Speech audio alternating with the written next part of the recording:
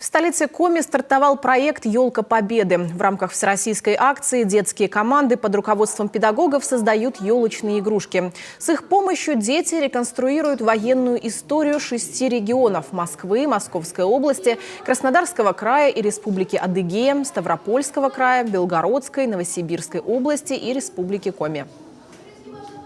Здорово, что есть такой проект приобщения детей к прошлому, потому что тяжелое время было, Великая Отечественная война, вот этот голодный период,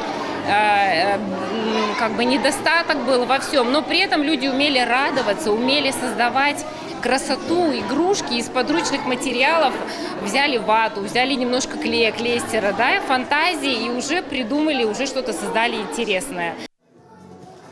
Игрушки военного времени из подручного и бросового материала создают дети творческих объединений Сыктывкара и Выльгарта. Сегодня на живой елке в Доме дружбы народов появились советские самолеты, часы, почтовые ящики и даже сдобные булочки. Даже во время войны дети изготавливали игрушки и ждали сюрприза на Новый год. И я решила поучаствовать, потому что мне это было интересно. И я попробовала это сделать, и я сделала почтовый ящик-сюрпризницу.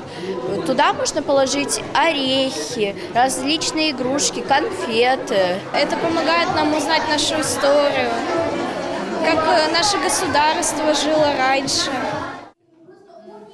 Елка Победы в Доме дружбы народов в республике не единственная. Совсем скоро новогодняя красавица с советскими игрушками и гирляндами появится в Воркуте. Арктический город тоже поддержал всероссийскую акцию.